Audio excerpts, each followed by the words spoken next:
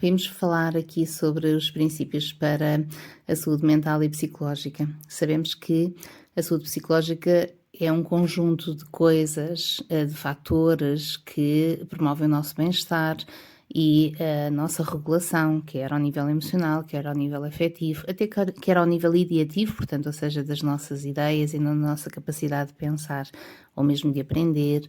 Mas, neste sentido, ou seja, vamos hoje aqui pensar em alguns princípios que nós possamos ter de base para aquilo que seja a nossa saúde e o nosso bem-estar em geral, do ponto de vista psicológico. Teremos sempre que começar por pensar aqui em termos dos nossos mecanismos, ou seja, quase como se pudéssemos dizer as nossas ferramentas psicológicas. Será que de facto as temos? Será que as usamos de uma forma adequada?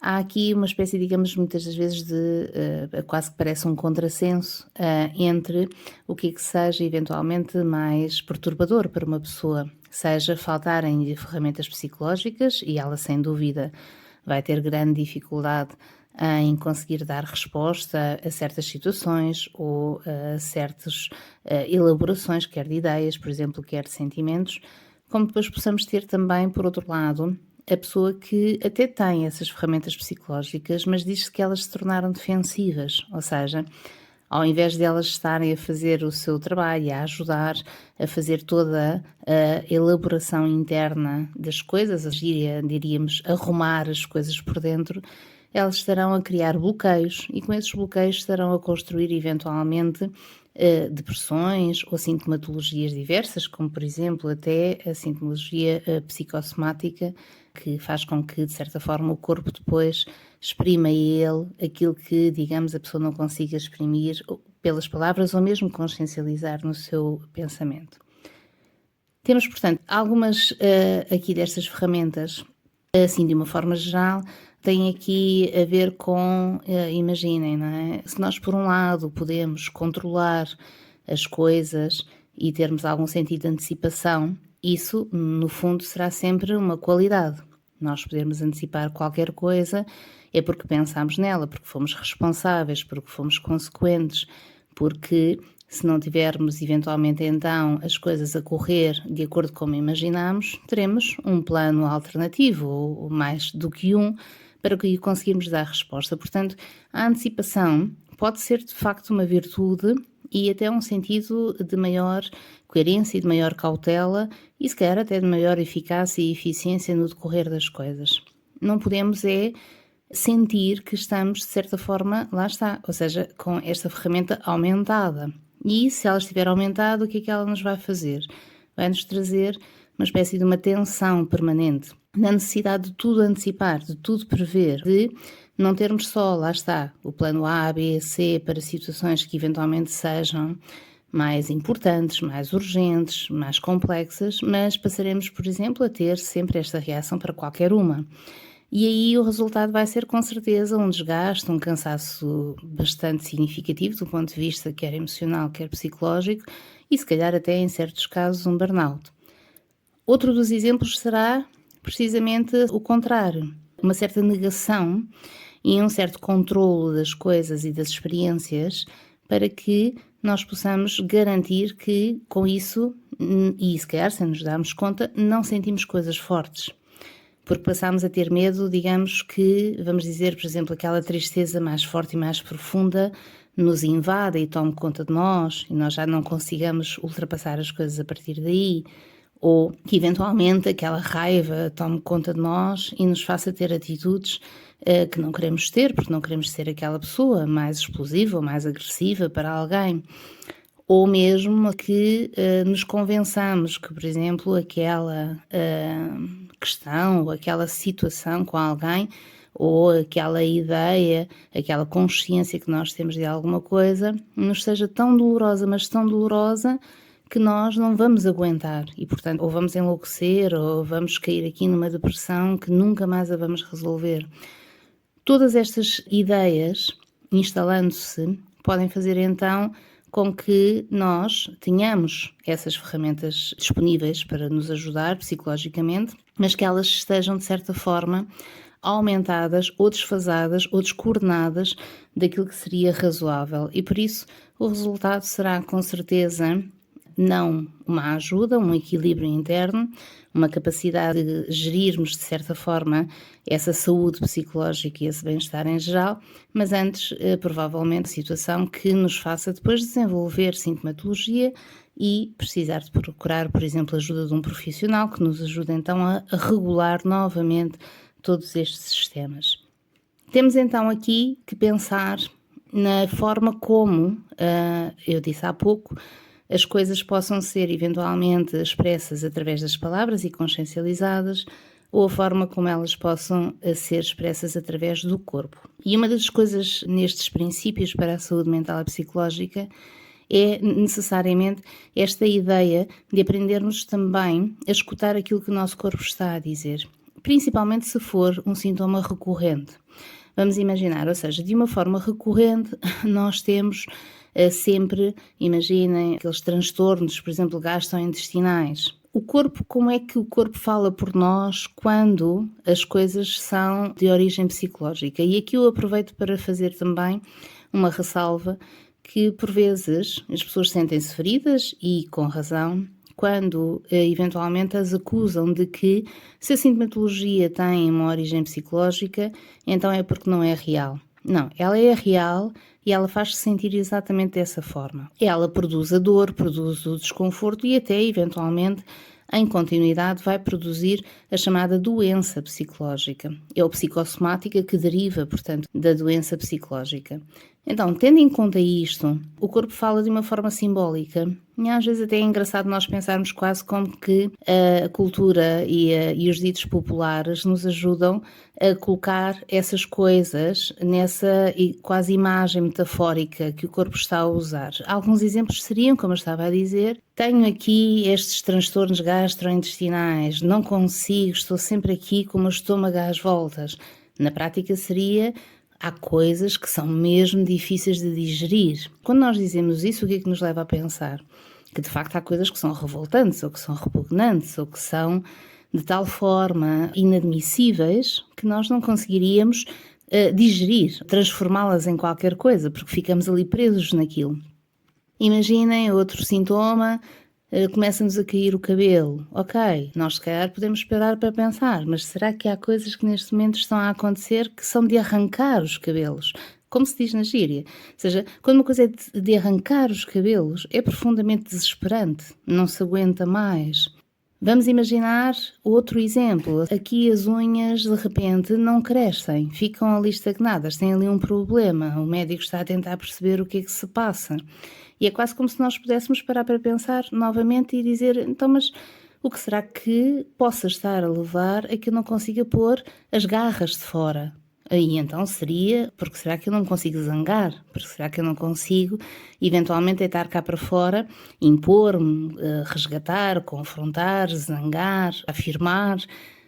Isto são apenas alguns exemplos que metaforicamente nós poderemos considerar que são do ramo da psicossomática e que muitas das vezes surgem na consulta como uma forma de linguagem do corpo quando se diz que o pensamento não conseguiu ainda captar ou processar ou sequer ter às vezes mesmo linguagem para isso. E isto seria sempre algo a ter em conta e a conseguir descodificar e a conseguir resolver. Temos depois então aqui também aquilo que é muito comum, a inteligência emocional, mas associada muito àquilo que são as problemáticas da ansiedade. Hoje em dia, para nós termos estes princípios para a saúde mental e psicológica satisfeitos e garantidos, nós teríamos sem dúvida também que garantir que não existiria aqui uma condição de ansiedade permanente ou de ansiedade, de certa forma, perturbadora ou patológica ou generalizada. O que nós temos que distinguir são dois tipos, essencialmente, de ansiedade. E, acima de tudo, começar por perceber que a ansiedade em si não é um problema. A ansiedade não é um defeito. A ansiedade é, no fundo, correspondente à nossa resposta fisiológica e, portanto, é correspondente à nossa resposta emocional. Se nós temos emoções, elas estão correspondentes e correlacionadas com os sentimentos. Apenas No estado emocional, ou seja, enquanto se dá só a fisiologia, o coração bate mais rápido, as mãos começam a suar, até mesmo, eventualmente, a barriga começa às voltas, começamos com tonturas. Todas estas manifestações, nós estamos centrados ainda no reconhecimento da parte fisiológica.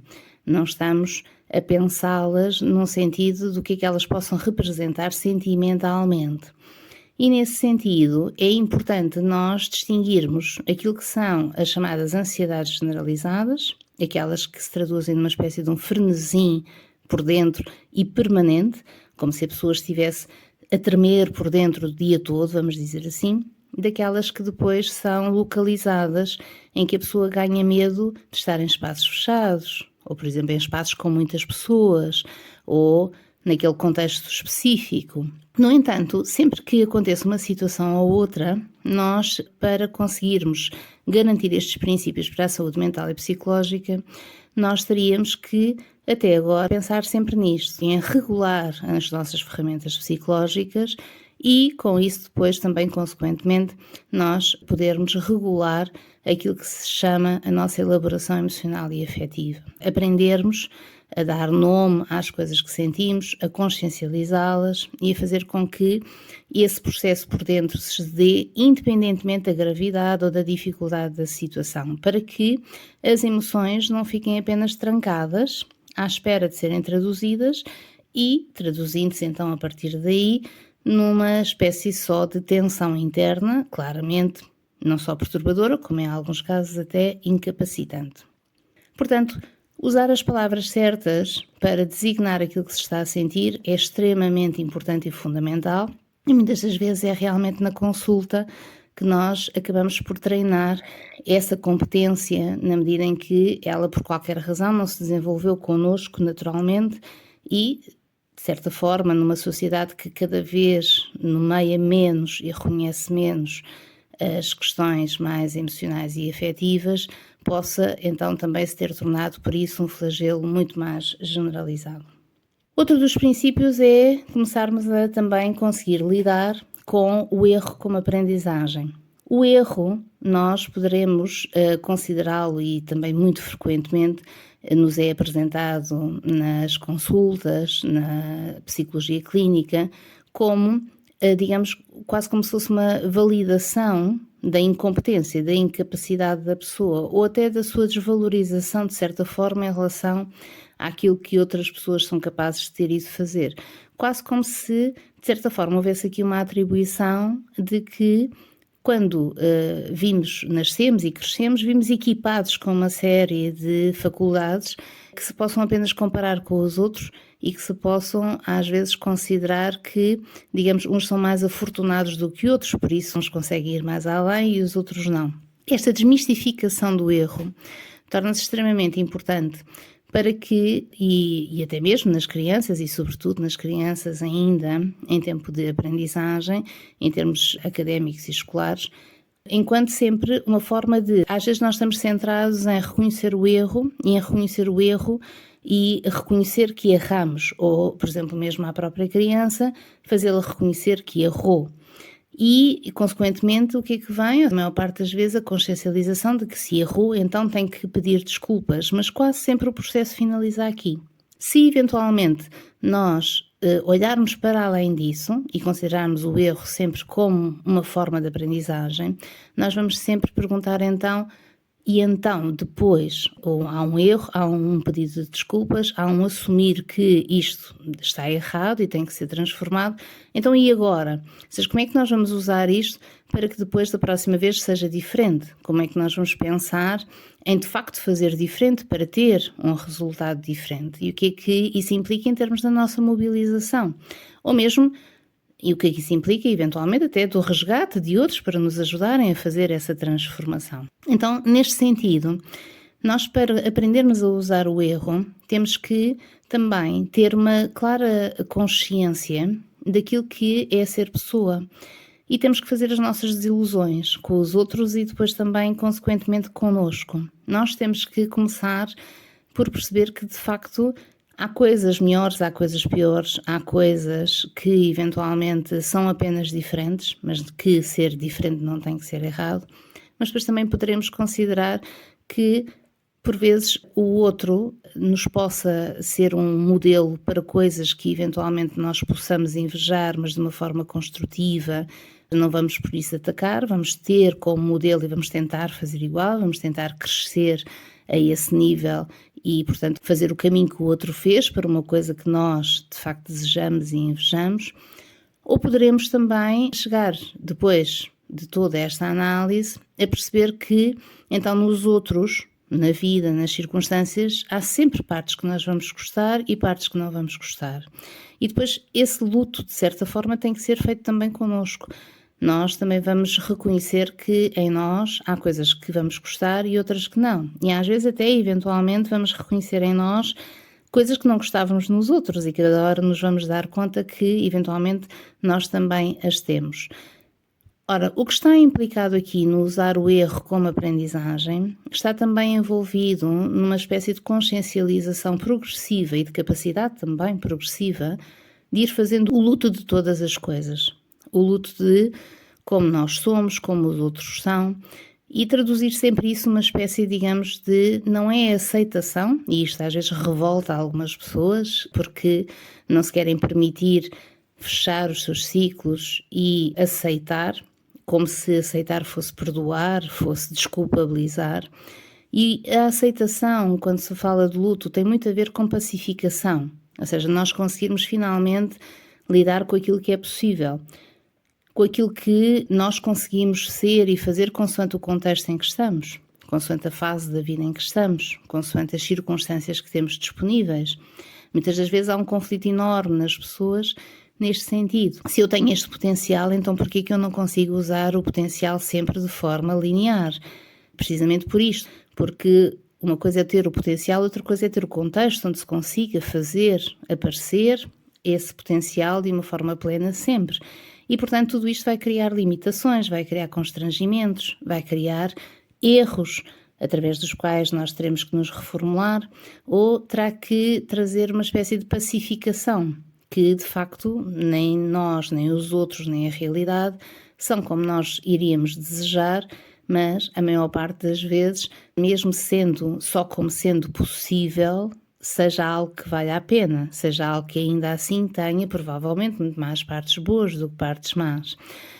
E esta pacificação, vamos dizer assim, possa fazer com que nós tenhamos que hierarquizar, de certa forma, as relações, mudar os nossos planos e reformular aquilo que sejam os nossos rumos para chegarmos às nossas metas, mas com certeza nos trará a chamada maturidade psicológica, uma capacidade de lidar com tudo e com todos como um todo e sempre nesta harmonia entre ver os dois lados, e isso permite-nos uma capacidade de pensar o que é que nós podemos fazer, de que forma é que nós nos podemos posicionar, de que forma é que nós podemos pensar sempre no melhorar e não no desistir, no abandonar, no cortar, no criticar, ou no vitimizar, ou no ficar centrado apenas nas partes más, sem evoluir para as coisas que as partes boas, ainda lá estando, continuem a permitir. Portanto, temos então aqui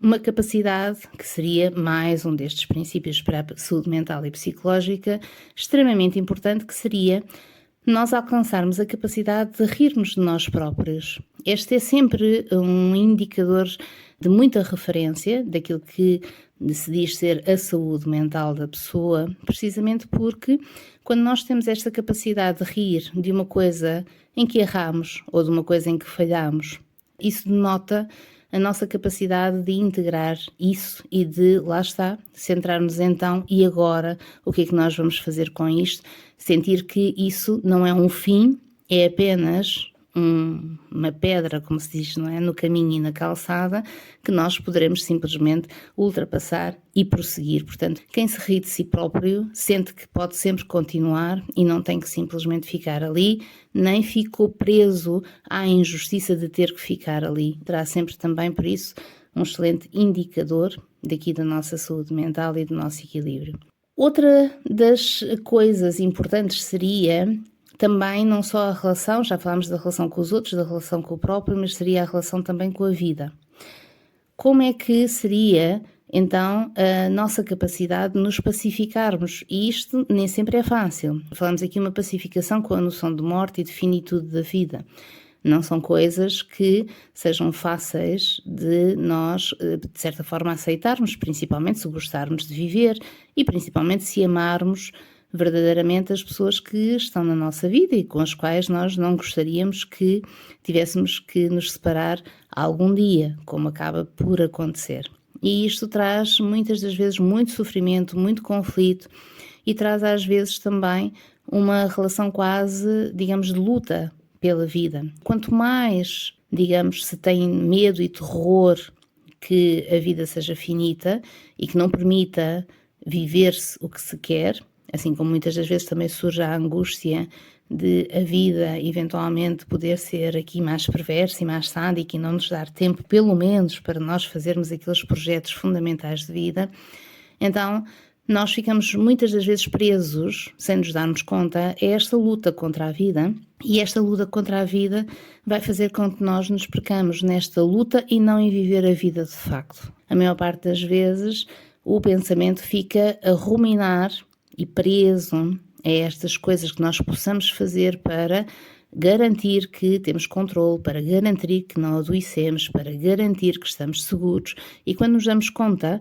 isto fez com que nós fôssemos cortando tudo aquilo que, na verdade, aqui já e neste presente nos seria possível viver e que iria constituir a vida que nós tanto desejamos e tanto queremos. Portanto, no fundo, estamos sempre a falar de pacificações e de lutos em relação aos outros, depois em relação a nós e também em relação à vida e ao que ela nos permite para conseguirmos centrar-nos no aqui e agora.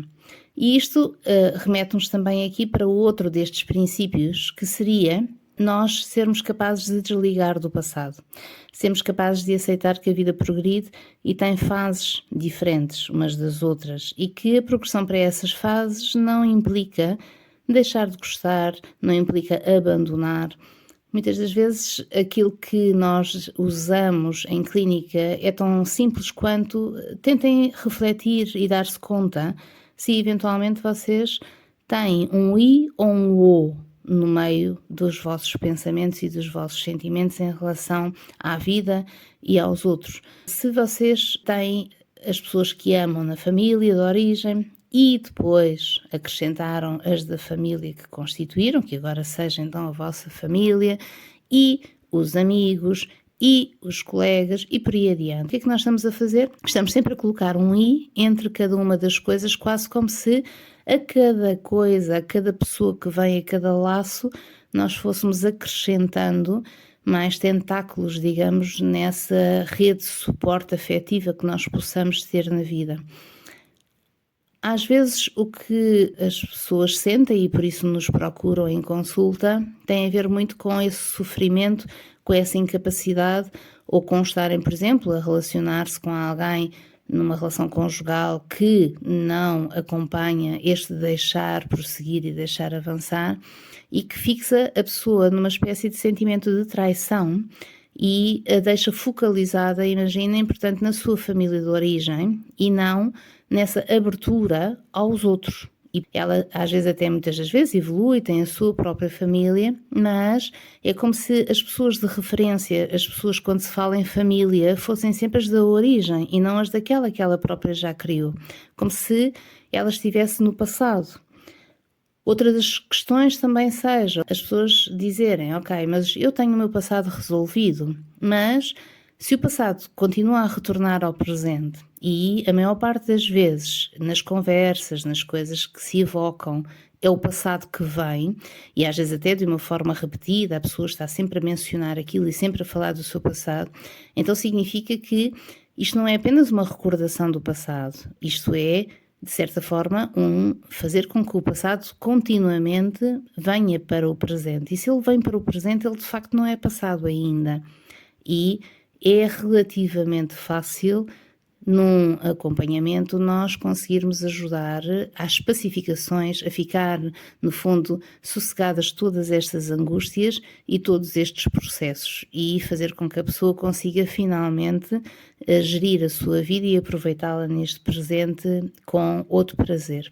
E é precisamente disso que vamos falar agora, dessa harmonização entre o prazer e o dever. Há um conceito às vezes distorcido de que se me torno adulto para ser responsável, então eu tenho que abandonar o prazer, tenho que deixar o prazer para trás.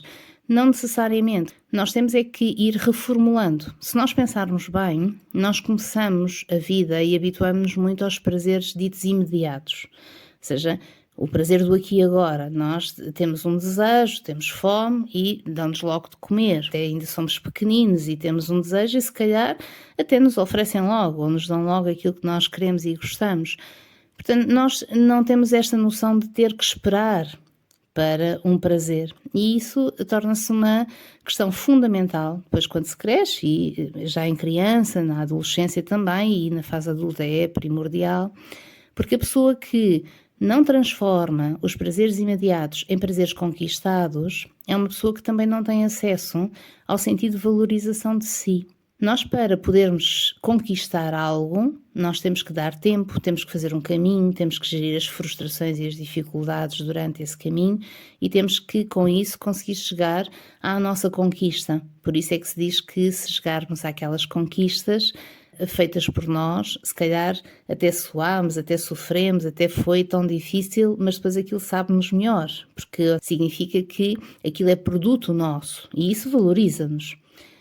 E neste sentido, nós precisamos não só de conceptualizar, e quanto mais adultos somos, esta noção de prazer num prazer conquistado, como também depois temos que continuar a manter o equilíbrio entre o prazer no sentido da diferenciação emocional, da riqueza emocional de estímulos a que temos que estar sujeitos para neutralizar as frustrações do dia a dia.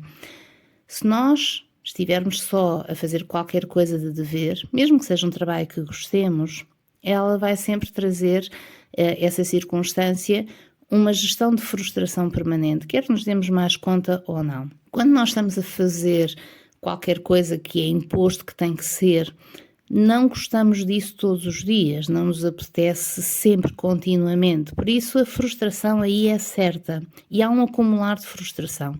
Se nós pensarmos nisso como uma espécie de termómetro que vai acumulando, nós não poderemos deixar isso apenas acumular até chegar ali à zona vermelha e à zona de alarme, à zona em que já estamos absolutamente esgotados ou até mesmo doentes do ponto de vista psicológico. Nós teríamos que ter noção que se os dias foram de facto mais difíceis, mais frustrantes, mais desgastantes, então nós teríamos que dar importância a ir ali fazer momentos de pausa, momentos de prazer, momentos de divertimento, ou momentos apenas em que a harmonização da frustração vem através destas novas emoções. Às vezes nós podemos simplesmente, e alguns depois pensando isto também em consulta, começam a descobrir e até a compreender que coisas tão simples quanto ir apanhar um pouco de sol à hora do almoço, em vez de ficar só dentro da empresa, ou sai da empresa e não vai diretamente para casa, mas até vai ali só espreitar o mar ou espreitar o rio, ou fazer qualquer coisa neste sentido, como ir ali, digamos, a um ambiente qualquer e se calhar, nem que seja, pôr os pés na areia ou pôr os pés na relva. Isto depois depende de pessoa para pessoa e daquilo que dá prazer à pessoa. Às vezes apenas sentar ali numa esplanada, beber um café, estar ali meia hora com um amigo, é uma coisa relativamente rápida, mas já faz a diferença, como se diz. E quando nós dizemos já faz a diferença, é porque nós fomos ir buscar outras emoções, ditas mais não só positivas, mais de prazer e de relaxamento, mas que acima de tudo têm esta função de harmonizar e neutralizar aquelas que de frustração se foram acumulando durante o dia. E portanto isto torna-se uma espécie, digamos aqui, de uma balança que, aprendendo-se a gerir, constitui também, inequivocamente, um destes princípios para a saúde mental e psicológica. Poderíamos continuar a falar aqui de muitos outros aspectos, mas ficam aqui estes para refletirem e para, eventualmente, tentarem descodificar e reconhecer em vocês, sabendo sempre que um bom profissional dentro da psicologia e da psicoterapia de apoio poderá sempre também trabalhar todas estas questões convosco e ajudar-vos a sentirem-se mais saudáveis do ponto de vista psicológico.